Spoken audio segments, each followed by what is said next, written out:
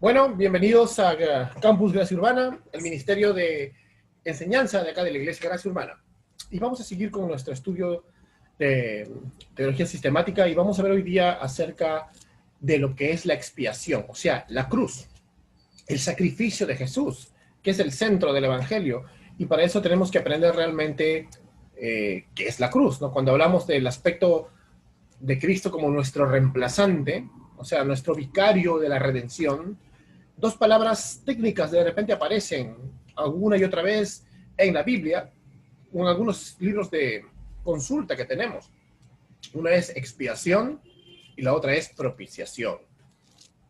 Y estas palabras a veces despiertan todo tipo de argumentos acerca de cuál se debe utilizar, cuál debería ser usada, o a veces hay libros mucho mejores donde nos explican realmente qué significan los dos. Pero pensemos en lo que significan estas palabras entonces, comenzando con la palabra expiación. La palabra expiación significa fuera de o de, por lo que la expiación tiene que ver con una especie de sacar algo, de quitar algo. En los términos bíblicos, entonces, cuando un cordero era sacrificado en expiación por el pecado del pueblo, tiene que ver con quitar la culpa mediante ¿qué? Mediante el pago de una sanción, mediante la ofrenda de un sacrificio. A diferencia de esto, la propiciación tiene que ver con el objeto de la expiación. El prefijo propiciación significa por, así que la propiciación, digamos que provoca un cambio en la actitud de Dios con respecto a la persona que se está expiando, a la persona de la cual se está propiciando.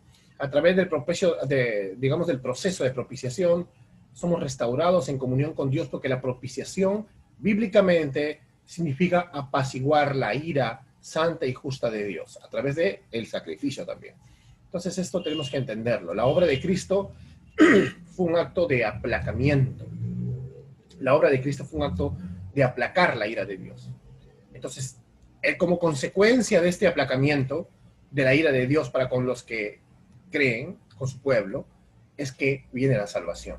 Entonces, para ver eso, quiero que vayamos a algunos versículos para entender cuáles son los elementos de la cruz, los elementos de la expiación, que contiene la propiciación de nuestros pecados, el aplacamiento de la ira de Dios por nosotros. Primero que todo, vamos a leer Éxodo capítulo 32, verso 20.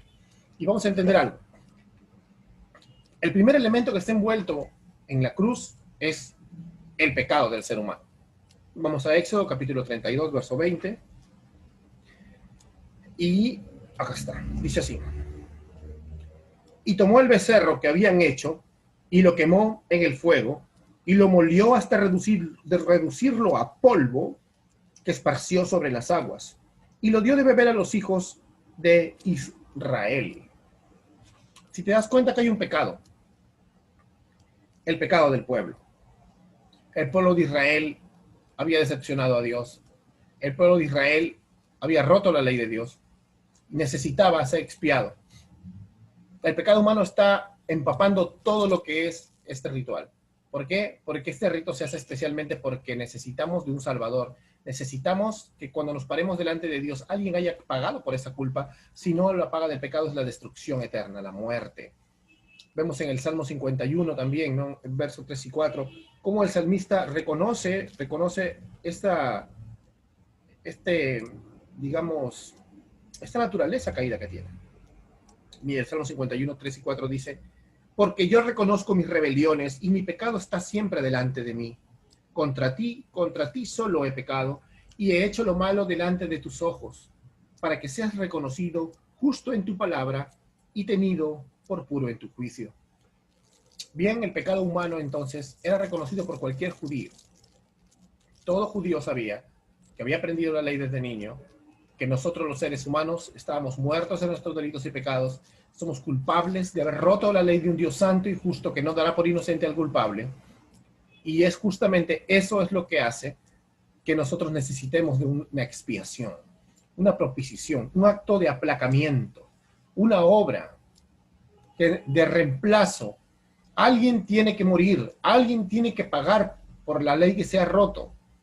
En este caso, en el Antiguo Testamento, un tipo de lo que habría de ser la cruz, la redención, un tipo, una manera de prefigurar la redención era el sacrificio del cordero.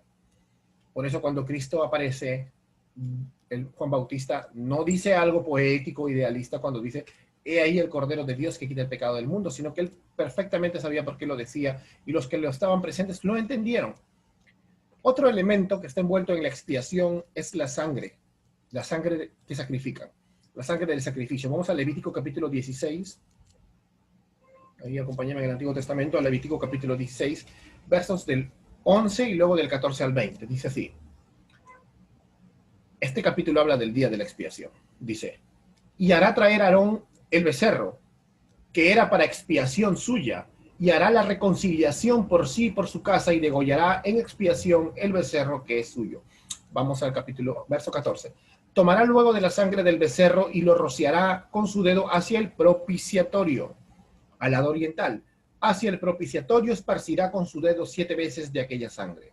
Después degollará al macho cabrío en expiación por el pecado del pueblo, y llevará la sangre detrás del velo adentro. Y hará de la sangre como hizo con la sangre del becerro, y esparcirá sobre el propiciatorio y delante del propiciatorio. Así purificará el santuario a causa de las impurezas de los hijos de Israel, de sus rebeliones y de todos sus pecados. De la misma manera hará también el tabernáculo de reunión, el cual reside entre ellos en medio de sus impurezas. Amén. Entonces la sangre era el elemento clave aquí. Por eso nosotros creemos que la sangre de Cristo tiene poder, porque es la sangre que sacrifica, la sangre que es sacrificada por nosotros. Nosotros deberíamos haber pagado. Nosotros éramos iracundos, rebeldes, total contra Dios, pero el Señor decide enviar al verdadero Cordero, venir Él, la segunda persona de la Santísima Trinidad, el Hijo, y Él ser el que expía nuestros pecados, cumpliendo la ley que nosotros no podíamos cumplir, viviendo una vida perfecta cumpliéndola y cargando nuestros pecados que no eran de Él en esa cruz y reemplazando a Adán, por tanto a nosotros, y salvándonos. Por eso nosotros creemos, y toda la cristiandad a nivel mundial, en la expiación sustitutiva. Si alguien niega la expiación sustitutiva, entonces nosotros ya no habría cristianismo. Las corrientes liberales, por ejemplo modernistas, y muchos teólogos de la liberación dicen de que no hay una expiación sustitutiva, que Cristo murió solamente como un ejemplo de victoria, que es una de las posturas dentro de las que podemos ver si tiene la expiación. Cristo murió victorioso, pero no solo murió victorioso, Él murió victorioso sustituyéndonos. Y esa sustitución es real, no es solamente un ejemplo, Cristo el mártir, no es así. Y algunos dicen, pero ¿cómo un Dios de amor puede entonces hacerle eso a su propio hijo? No entienden que el amor de Dios no es un amor de un centennial debilucho, de un amor humanista cobarde como el que hay ahora. Es un amor verdadero. Y Él ama la verdad tanto que no puede dar por inocente al culpable. Un juez justo y bueno hace lo que es bueno, condenar a los delincuentes. Nosotros hemos roto su ley y hemos delinquido. Necesitamos, si no es que nos enfrentemos nosotros a Dios, con nuestra injusticia seamos condenados, a alguien que pague por nuestros pecados. Dios es tan amoroso, como dice Isaías 43:25, que por amor de sí mismo, porque Él es amor, Él nos libra. Él ha dado esta paga por nuestros pecados. Él nos libra y nos limpia de nuestros pecados por amor a sí mismo, porque nosotros ahora amamos porque Él nos amó primero. Entonces tenemos que tener bien claro esto, hermanos, y no creer en fábulas, sino lo que misma Biblia dice. Parece que los que hablan de la expiación, que no es sustitutiva, no saben nada del Antiguo Testamento. No sé dónde han dejado los tipos de la cruz que durante toda la Biblia se nos enseña. Otro elemento que vemos es la culpa transferida. Vemos en el Nuevo Testamento que dice que Cristo es el justo por los injustos. Al que no conoció pecado, por nosotros se hizo pecado. Esa culpa transferida, vamos a verla en Levítico capítulo 1. Mira lo que dice acá. Verso del 3 y 4. Dice: si tu ofrenda fuera el holocausto vacuno, macho sin defecto lo ofrecerá. De su voluntad lo ofrecerá a la puerta del tabernáculo de reunión delante de Jehová. Y pondrá su mano sobre la cabeza del holocausto y será aceptado por expiación suya. ¿Qué es lo que pasaba? El sacerdote ponía sus manos sobre el cordero a manera simbólica, imputando los pecados del pueblo hacia el cordero. y transfería simbólicamente los pecados del pueblo. Es decir, el cordero cargaba los pecados del pueblo y luego era sacrificado en reemplazo del pueblo.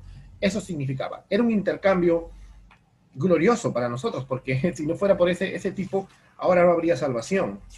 Vamos a leer 2 Corintios, mira lo que dice 5:21. Como te lo decía, dice, al que no conoció pecado, por nosotros se hizo pecado, para que nosotros fuésemos hechos justicia de Dios en él. Y eso es justamente lo que hace Cristo. Cuando nosotros éramos una mancha pecaminosa, Él era perfecto, pero por nosotros se hizo pecado.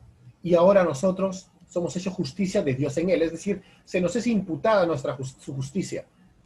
Así como Él recibió nuestros pecados para cargarlos, como si fuera su identidad y fue castigado como nosotros, ahora Él es nuestra identidad y su perfección y su justicia está sobre nosotros. Por eso, a pesar de nuestros pecados, aún siendo cristianos, caídas, que un corazón verdadero, cristiano y nacido de nuevo, siempre se arrepiente porque no puede estar tranquilo rompiendo la ley de Dios. A pesar de eso, Juan capítulo 17, verso 23 dice, el Señor orando, tú los amas tanto como me amas a mí. Porque la perfección y la justicia de Cristo están en nosotros y nada te quita eso, hermano. Gloria a Dios por la expiación sustitutiva, ¿ves? Bueno, luego tenemos que ver que esta culpa, al ser absorbida y pagada, es eliminada. Esa culpa es eliminada. O sea, todos nuestros pecados son eliminados. Levítico capítulo 16, vamos a leer en el verso 21. Es importante que aprendamos esta doctrina, hermanos, porque no es cosa de decir solo Cristo murió por ti. Cualquier secta anticristiana, pero que se hace pasar por cristiana, dice Cristo murió por ti. Levítico capítulo 16, verso 21 dice, y pondrá Aarón sus 2 manos sobre la cabeza del macho cabrío y confesará sobre él todas las iniquidades de los hijos de Israel, todas sus rebeliones y todos sus pecados, poniéndolos así sobre la cabeza del macho cabrío, y lo enviará al desierto por mano de un hombre destinado para esto. Otra vez vemos la culpa transferida y luego la culpa eliminada. Se aleja del campamento para siempre. Había 2 corderos, uno que lo exponían al desierto y lo dejaban ir para siempre. Esos pecados no eran recordados más. Y otro se sacrificaba porque alguien tiene que morir por esos pecados. Así que estos 2 corderos son un tipo del verdadero cordero, que es Cristo el verdadero cordero, en quien absorbe la ira de Dios y quien paga por tus culpas, hermano. Seguimos. Ahora, hay regalos de perdón aquí. Levítico capítulo 5, versos 10 y 11. Levítico capítulo 5, versos 10 y 11 dice, y del otro hará un holocausto conforme al rito. Así el sacerdote hará expiación por el pecado de aquel que lo cometió y será perdonado. Hay perdón porque en el sacrificio de Cristo los pecados están pagados, hermano. Dios no va a cobrarte los pecados 2 veces. No, por eso no es cosa de que digan, ya Cristo pagó por tus pecados, pero si te portas mal o no cumples nuestras reglas, te vas al infierno. Total, ¿pagó o no pagó? Cristo no va a pagar 2 veces. Él paga y consuma la expiación de una sola vez. Entonces tenemos que ver también ahora otro elemento más, que es la justicia otorgada. Eso lo vemos en el Nuevo Testamento. Vamos a Romanos capítulo 10, del 3 al 4. La justicia de Cristo, como les dije hace rato, nos es imputada, nos es declarada a nuestra cuenta. Romanos 10, del 3 al 4 dice, porque ignorando la justicia de Dios y procurando establecer la suya propia, no se han sujetado a la justicia de Dios, ¿no? Hablando de aquellos que creían en la salvación o mantener su salvación por obras. Dice, porque el fin de la ley es Cristo para justicia, dice, de todo aquel que cree. No significa, recuerda hermano, de que la ley ahora ya no tiene nada que ver con nosotros. Lo que pasa es que nosotros ya no podemos confiarnos en cumplir algo de la ley para siquiera santificarnos. Tú amas la ley porque tienes un nuevo corazón. Tú amas la ley de Dios porque tienes un corazón nacido de nuevo y por eso anhelas cumplir la ley de Dios. Pero no significa de que al cumplirla te ganas un punto de siquiera de santificación con Dios. Nuestra justicia es Cristo. Nuestra justicia es Cristo. Se nos ha sido otorgada la justicia de Cristo. Como recordamos hace rato, el que no conoció pecado por nosotros se hizo pecado y ahora somos justicia de Dios en él. Amén. Entonces, los elementos que están envueltos en la expiación es el pecado del ser humano por cuanto estábamos caídos, la sangre sacrificada que era necesaria por cuanto los corderos derramaban su sangre y esto propiciaba la ira de Dios. La sangre de Cristo propició la ira de Dios para su pueblo. La culpa transferida, Cristo cargó con nuestros pecados. La culpa eliminada, en Cristo se cumple entonces todo esto. Dádivas de perdón, es un elemento importante. Hay una promesa de perdón. Si tú te arrepientes y confías que este sacrificio realmente te representa, eres salvo. Y la justicia otorgada, ya que Dios imputa a ti su justicia. Dios te declara justo, no eres justo, te declara, es algo legal. No eres justo, Dios te declara justo. Y en este sentido, ahora Cristo es tu representante, es tu nueva identidad. Ya no eres lo que tú eres nada más, sino que Dios dice que tú eres en Él. Amén. Otro punto es que en Cristo se cumple la expiación. La expiación fue profetizada y en Cristo se cumple. En el Antiguo Testamento, vamos a Isaías 53, es uno de los pasajes más conocidos. El profeta Isaías habla del siervo sufriente, que es Cristo, el verdadero Israel. Isaías 53, versos 10 y 12 dice así. Te recomiendo que leas luego todo el capítulo porque es interesante, pero vamos a ir al grano. Dice, con todo esto, Jehová quiso quebrantarlo, sujetándole a padecimiento. Cuando haya puesto su vida en expiación por el pecado, verá linaje, vivirá por largos días y la voluntad de Jehová será en su mano prosperada. Verá el fruto de la aflicción de su alma y quedará satisfecho. Por su conocimiento, justificará a mi siervo a muchos y llevará las iniquidades de ellos. Es grandioso entender esto, ¿no? El profeta estaba dando la luz de lo que iba a ser. El Señor mismo quebrantó en la cruz a su hijo. No fueron romanos con clavitos, no fue solamente el maltrato que le hicieron en la película de la Pasión de Cristo, se ve un maltrato muy duro, pues está bien, así fue, ha sido duro. Pero eso también lo sufrieron muchos cristianos antes y después. Eso lo sirvieron muchos hombres de Dios, lo sufrieron. Sin embargo, lo que realmente quebrantó y nos reemplaza es la ira de Dios derramándose sobre su Hijo. La misma ira de Dios derramándose sobre su Hijo. ¿Te das cuenta? Cuando Cristo estaba en la cruz, Él no vio a su Hijo amado en el cual tiene complacencia. Te vio a ti, me vio a mí y vio todo lo que hemos hecho, que tú y yo sabemos que podemos habernos escapado del hombre, pero de Dios nunca escapamos. Hemos roto su ley, hemos buscado deleites que no son el Señor y eso es lo que Dios castigó en Cristo. Cuando Él simplemente cargó pecados que no eran de Él. Él mismo se ofreció y Él dio su vida por las ovejas.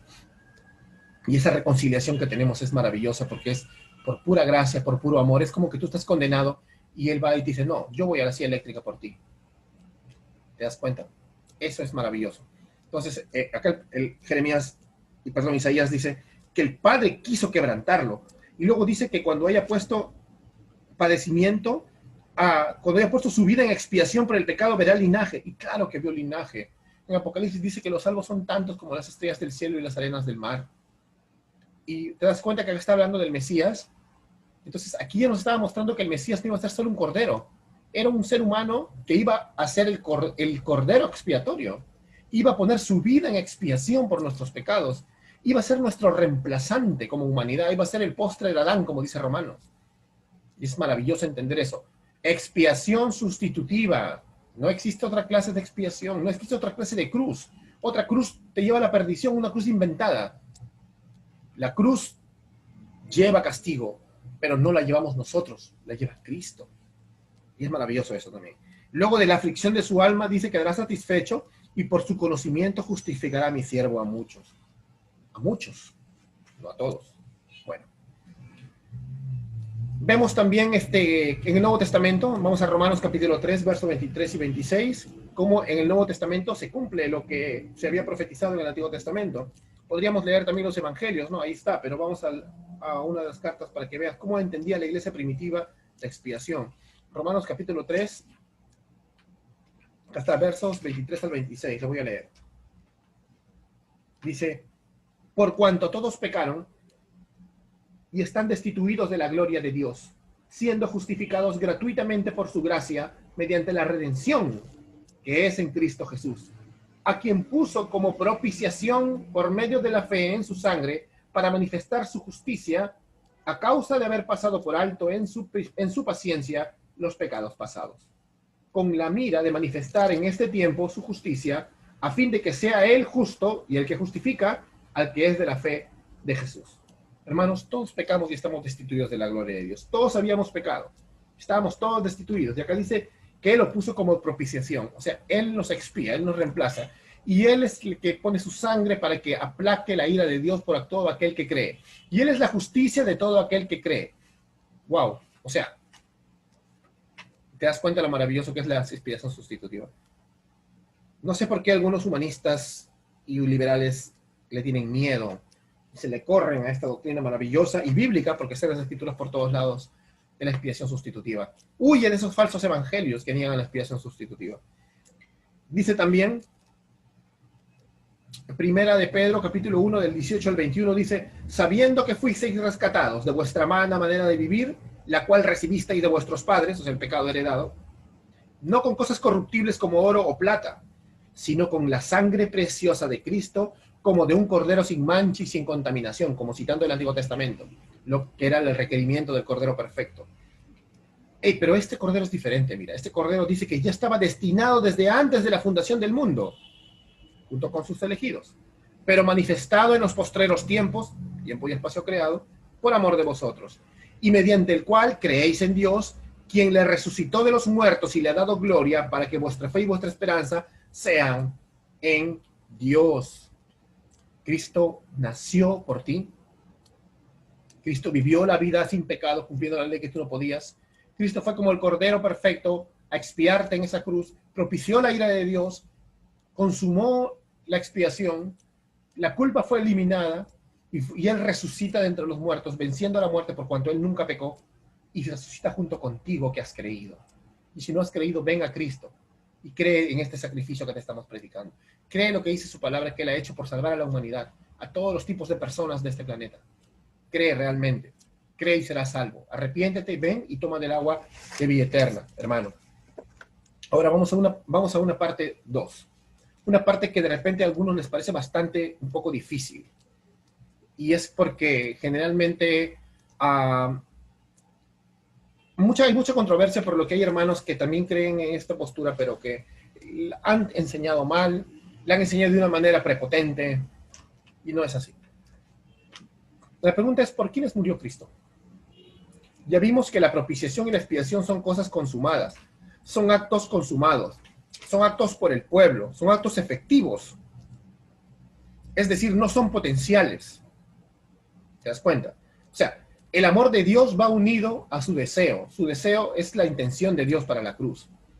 Entonces tendríamos que ver primero que la expiación no es potencial. Tenemos que demostrar que la expiación no es potencial. La expiación es efectiva, hermano. Es efectiva. Ninguna gota de la sangre de Cristo se derramó en vano, como ninguna gota de los corderos se derramaba en vano. La expiación es efectiva. Hay algunos hermanos que tal vez este tema lo van a tener con algún problema, pero hay que entenderlos. Ahora, hay hermanos que dicen que Cristo murió efectivamente por todo el mundo, y otros que Él murió por todos. Hay que verlo de alguna manera. Primero, vamos a ver qué es lo que dicen los hermanos, la postura que se llama la expiación general. Respetable postura. Y no estamos para dividirnos por eso. Al final todos creemos en la expiación sustitutiva y en eso estamos unidos. Amén. Bueno, la postura general utiliza textos como Primera de Juan, vamos a leerlo. Vamos a leer Primera de Juan y vamos a explicar cada texto y vamos a ver si realmente habla de todo el mundo. Y Primera de Juan, mira lo que dice. En el Primera de Juan capítulo 2, perdón, verso 2, dice así.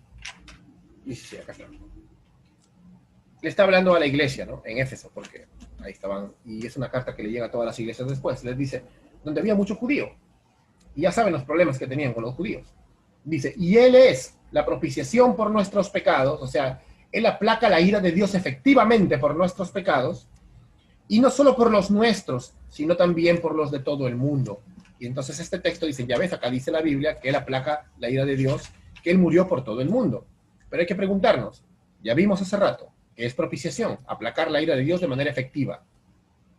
Si Dios, en Cristo Jesús, aplaca su ira al consumar su expiación de manera efectiva, entonces ya nadie se va al infierno, ni Judas, ni Faraón. Y es un universalismo hipotético. Yo sé que no lo quieren decir así, pero es un universalismo hipotético. Entonces que todos hagan lo que quieran, porque ya no hay forma de que nadie se pierda. ¿Te das cuenta de lo que llega? No puedes interpretar este texto de esa manera, ¿Qué pasaba acá? El apóstol Juan le está diciendo a los judíos, lo puedes ver en Efesios, en Filipenses, lo puedes ver en Gálatas. El problema de los judíos es que ellos creían al Mesías para sí mismos. Solo querían que el Mesías sea por ellos, no por los gentiles. Y los que aceptaban a los gentiles querían que los gentiles judaicen. Y Juan les dice, no, él no ha muerto solamente por los judíos, sino por chinos, por los griegos, por los pardos, por los elamitas, por todos. ¿Qué era mundo para Juan generalmente? Vamos a ver Apocalipsis capítulo 5, verso 9, que también lo escribe Juan. Mira lo que dice en Apocalipsis capítulo 5, verso 9, hablando de la iglesia, dice, y cantando un cántico nuevo diciendo, digno eres de tomar el libro y de abrir sus sellos, porque tú fuiste inmolado y con tu sangre nos has redimido, o sea, la iglesia está cantando, nos has redimido para Dios de todo linaje y lengua y pueblo y nación. Eso es mundo. Gente de todo tipo de personas, como Mateo 28 dice, y de ser discípulos a las naciones. La palabra en griego etnos significaba tipos de personas. Eso es mundo para él. Juan y para los cristianos del primer siglo. No es que era muerto para que todititos sean salvos, o ha muerto para que solamente los que vengan sean salvos y la muerte de Cristo solamente potencial. No, porque acabamos de ver que es propiciación. La propiciación no es una puerta abierta y que vengan los que puedan, no. No. O es una puerta abierta y que los elegidos vengan, tampoco. Tampoco. La propiciación es un acto efectivo y consumado. Así que si él muere por alguien, esta persona no se pierde. No hay forma de que retroceda. Y no es bíblico decir que murió por el mundo, y menos usar este texto, hermanos. No puedes usar 1 Juan 2:2 para decir que él murió, porque estarías diciendo que hipotéticamente todos se tienen que salvar entonces, porque aquí está hablando de propiciación. 1 Juan 2:2, descartado. Vamos a 2 Corintios capítulo 5. Segunda a los Corintios, capítulo 5, verso 14, sí.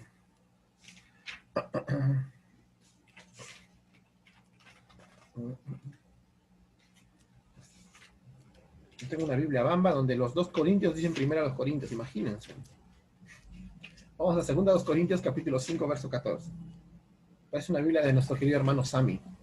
Bueno, dice, porque el amor de Cristo nos constriñe, dice, pensando esto, que si uno murió por todos, luego todos murieron, y por todos murió, para que los que viven ya no vivan para sí, sino para aquel que murió y resucitó por ellos.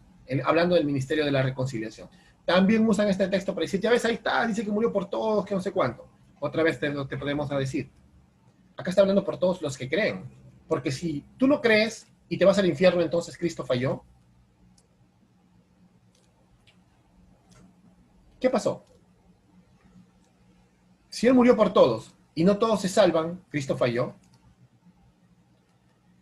Quiero que vayamos a entender algo. Que acá tiene que ver mucho el problema de creer que la expiación es entonces potencial. Entonces dicen, no, es que Cristo murió potencialmente por todos, no efectivamente por todos. Acá ahora viene la parte de la postura de la expiación general potencial. Ya no dicen que es una expiación general efectiva, porque sería contradictorio, porque si es efectiva, ¿dónde están los salvos? ¿Dónde están todos salvos? Sino que ahora es potencial. Pero no es potencial, porque, como te digo, el amor de Dios va unido con su deseo. No es que Dios te ama y no te salvas. Vamos a primera de Juan también, capítulo 4, verso 10. Vamos a primera de Juan también, capítulo 4, verso 10. Dice, en este consiste el amor, no en que nosotros hayamos amado a Dios, sino que Él nos amó a nosotros y envió a su Hijo en propiciación por nuestros pecados. Le está hablando la iglesia. Nosotros, o sea, los que creen, los de la iglesia, los elegidos. La expiación no es potencial. El amor de Dios está dirigido a su deseo. Y Él dice acá, te lo repito, dice que el amor consiste no en que nosotros hayamos amado a Dios, dice, sino que Él nos amó a nosotros. O sea, ya está el amor dirigido y directo hacia ti, que has creído, ¿no? Él nos amó a nosotros y envió a su Hijo en propiciación, o sea, aplacar la ira de Dios a los pecados.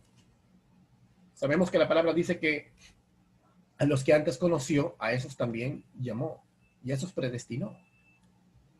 O sea, lamentablemente nosotros estamos entendiendo mal entonces la Biblia, porque acá hay un problema. ¿Qué pasaría si Cristo dice en la cruz, Voy a morir por cada una de las personas que nació durante toda la historia, desde Adán hasta el último hombre sobre la tierra. Voy a morir efectivamente o potencialmente por ellos, y voy a morir por todos. Muere, sacrifica y resucita al tercer día. ¿Tú crees que el padre le va a decir, bueno, hijo, no, no se salvaron todos? Pues Faraón ya está en el infierno hace rato. El rico hace rato que está en el Hades. Hay mucha gente que se va a perder. Entonces, si Cristo falló en su intención, Cristo tenía la intención de salvar a todos de corazón y no le salió, entonces no tenía la intención de salvar a todos. ¿Ves? ¿Cuál es la intención de la cruz? El deseo de Dios va unido a la obra de expiación. Dios es intencional con la expiación. No es un acto que hace, bueno, ya, Cristo muere, que sálvese quien pueda.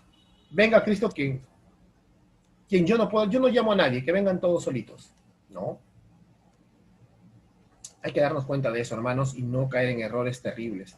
Cristo murió por nosotros aún siendo pecadores. Cristo murió por nosotros, dice Pablo. Romanos capítulo 5, verso 8. No dice, Cristo murió por todas las personas habidas y por existir. Cristo murió por el mundo. No hay ni un versículo que hable en su contexto de que Cristo murió por el mundo. No hay ni uno. Juan 3:16, son capaces de decir. Cuando habla del mundo, ya sabes, como dice, ahora no solamente Apocalipsis 5:9, vamos a leer el capítulo 7, ¿ya? ¿Qué es mundo?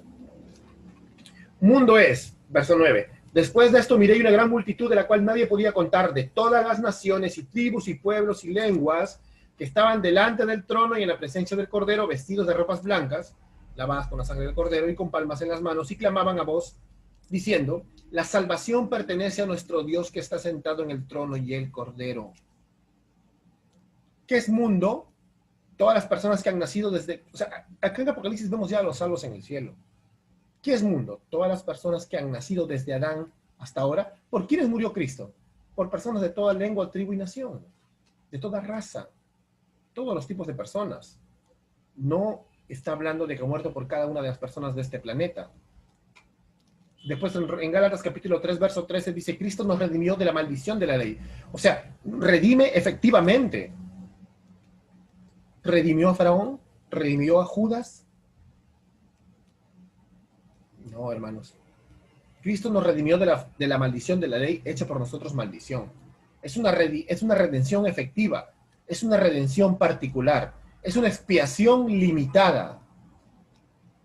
¿Limitada en qué? No en su poder. Cristo es grandioso y es Dios para morir por 50.000 universos con todos los planetas llenos de personas. Así que no está limitada en su poder, sino en la intención de la cruz. El Señor tiene, claro que sí, el número de salvos, como te repito, dice Apocalipsis, es tan grande como las estrellas del cielo y las arenas del mar. No son pocos. Nosotros creemos que son la mayoría. Pero no son todos. No murió por todos. Murió por sus elegidos. Ahora, no está en juego entonces la potencialidad. No está en juego la potencialidad.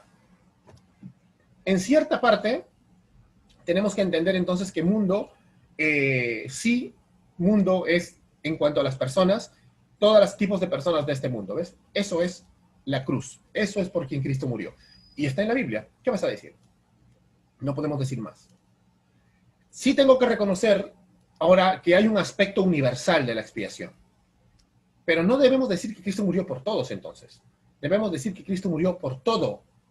¿Por qué? Vamos a Colosenses, capítulo 1. Y hay que entenderlo bien, porque este tema, a veces lo he explicado a algunos hermanos, a veces que me invitaban en reuniones, y luego me respondían, pero no puede ser, pero no puede ser, no es una respuesta bíblica. Luego me sacaban los versículos que yo ya había citado antes, los que te acabo de citar hace rato y ya los explicamos. Tampoco sacarme los mismos versículos otra vez significa que no se estaba atento, no. Entonces tienes que entender realmente y ser humilde a la palabra de Dios. La palabra de Dios tiene que estar por encima de lo que dice tu denominación, o nuestro papa evangélico, o lo que dicen quien sea. Encima de la creencia de tu propio corazón. En la humildad está la sabiduría y el aprendizaje. No siempre yo entendí esto tampoco, hermano. Créeme que me costó muchísimo. Mi orgullo no me dejaba entender esto. Que Dios es soberano. Que Él muere por los que quiere. Que Él tiene misericordia del que la tiene. Pero después también me di cuenta que Él tiene misericordia casi de todos. Pero no de todos. Por eso no puedo decir que murió por todos. Bueno, Dice Colosenses capítulo 1, mira lo que dice, ¿eh? Ahora habla de la reconciliación universal de toda la creación. Dice, Él es la imagen del Dios invisible, el primogénito de toda creación, porque en Él fueron creadas todas las cosas, las que hay en los cielos y las que hay en la tierra, visibles e invisibles, sean tronos, sean dominios, sean principados, sean potestades, todo fue creado por medio de Él y para Él. Y Él es antes de todas las cosas, y todas las cosas en Él subsisten. Y Él es la cabeza del cuerpo, que es la iglesia, el que es en el principio el primogénito de entre los muertos, para que en todo tenga la preeminencia. Por cuanto agradó al Padre que en Él habitase toda plenitud, y por medio de Él reconciliar contigo todas las cosas, las que están en la tierra como las que están en los cielos, haciendo la paz en ellas mediante la cruz. ¡Wow! O sea que en Cristo es reconciliado todo el universo. Todo el universo que ahora está muerto. No podemos ahorita conjeturar, pero va a vivir. Y esta tierra, hasta incluso la ley de la termodinámica, que siempre tiende al caos, va a cambiar todo esto, que cayó por culpa del hombre. El universo cayó con nosotros. Imagínate cómo será el cielo nuevo y la tierra nueva, esa nueva dimensión de Dios, el cielo y la tierra unidos otra vez. Maravilloso. Imagínate cómo era el Edén. Entonces, en este caso podemos decir que Cristo murió por todo, no todos, hablando de personas, por todo, toda la creación. Ahora, con respecto, como ya vimos, a los seres humanos, con respecto a los seres humanos, como agentes responsables del pecado, porque los animales, las plantas, Júpiter no pecó, con respecto a los seres humanos, la redención es particular. ¿Me entendiste? Cristo murió por todo, pero con respecto a los seres humanos, la expiación es limitada y la redención es particular con respecto a los seres humanos. Ahora, yo veo, por ejemplo, en Jonás, capítulo 4, verso 11, en Jonás dice el Señor, cuando Él salva a todo, le dice a Jonás, parafraseándolo, ¿y yo por qué no podría salvar a todos? O sea, ¿a mí qué si Dios ha escogido, antes de la fundación del mundo, como vemos en Efesios capítulo 1, del 5 al 11, a toda la ciudad de Trujillo, de esta generación, ¿y a mí qué?